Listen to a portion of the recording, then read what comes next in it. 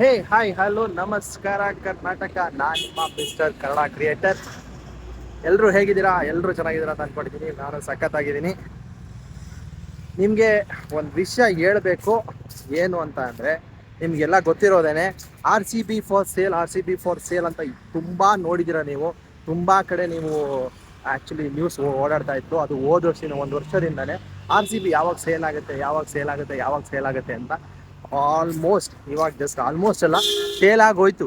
RCB is sold. Okay, RCB sold.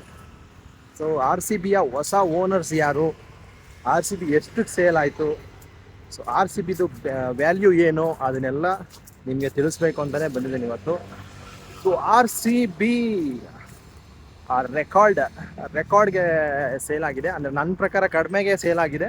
But $1.78 billion ಇಷ್ಟು ಅಮೌಂಟಿಗೆ RCB sale ಆಗಿದೆ. 16,706 crores.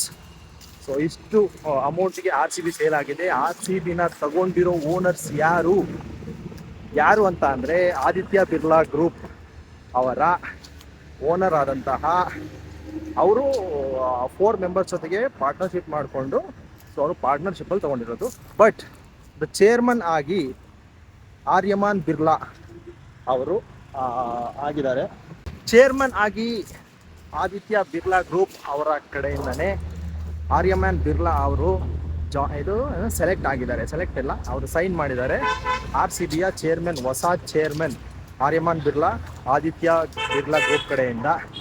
ಹಾಗೆ 4 ಜನ ಪಾರ್ಟ್ನರ್ಸ್ ಯಾರ್ಯಾರು ಅಂತ ನೀವೇನಾದ್ರು ಕೇಳೋದಾದರೆ, ಆದಿತ್ಯ ಬಿರ್ಲಾ ಗ್ರೂಪ್ ಅವರು ಒಬ್ಬರು, ಬಿರ್ಲಾ ಗ್ರೂಪ್ ಒಂದು, ಅದಾದಮೇಲೆ ಟೈಮ್ಸ್ ಆಫ್ ಇಂಡಿಯಾ, ಆಮೇಲೆ ಬೋಲ್ಟ್ ವೆಂಚರ್ಸ್ ಅಂತ, ಇನ್ನೊಂದು ಬಂದುಬಿಟ್ಟು ಬ್ಲ್ಯಾಕ್ ಸ್ಟೋನ್ ಅಂತ. ಸೊ ಇವರು 4 ಜನ ಪಾರ್ಟ್ನರ್ಶಿಪ್ಪಲ್ಲಿ ತೊಗೊಂಡಿರೋದು RCBನ $1.78 ಬಿಲಿಯನ್, ಅಂದರೆ 16,700 ಸಮಥಿಂಗ್ ಕ್ರೋರ್ಸ್. ಈ ಆರ್ಯಮಾನ್ ಬಿರ್ಲಾ ಅವರು ಯಾರು ಅಂತ ಅಂದರೆ, ಆದಿತ್ಯ ಬಿರ್ಲಾ ಓನರ್ ಅವ್ರ ಮಗ. ಬಟ್ ಅವರು ಕೂಡ ಒಬ್ಬ ಕ್ರಿಕೆಟರ್. ಎಂ ಪಿ ಬೋರ್ಡಿಂದ ಆಡ್ತಾ ಇದ್ರು. ಜೊತೆಗೆ ರಾಜಸ್ಥಾನ್ ರಾಯಲ್ಸಲ್ಲೂ ಕೂಡ ಆಡಿದ್ದಾರೆ. ಆ್ಯಂಡ್ ಇನ್ನೊಂದು ವಿಷಯ ಏನು ಅಂತಂದರೆ, ರಾಜಸ್ಥಾನ್ ರಾಯಲ್ಸ್ ಕೂಡ ಸೇಲ್ ಆಗಿದೆ. ಅದು ಕೂಡ 1.68 ಸಮಥಿಂಗ್, ಆಲ್ಮೋಸ್ಟ್ ಸೇಮ್ RCB ಏನು ಇದಾಗಿದೆಯೋ ಅದಕ್ಕಿಂತ ಸ್ವಲ್ಪ ಕಡಿಮೆ ಅಷ್ಟೇ. ಅದು ಕೂಡ 15,000 ಸಮಥಿಂಗ್ ಕ್ರೋರ್ಸ್, ಅಂದರೆ 1.68 ಬಿಲಿಯನ್ಗೆ ಅದು ಕೂಡ ಸೇಲ್ ಆಗಿದೆ.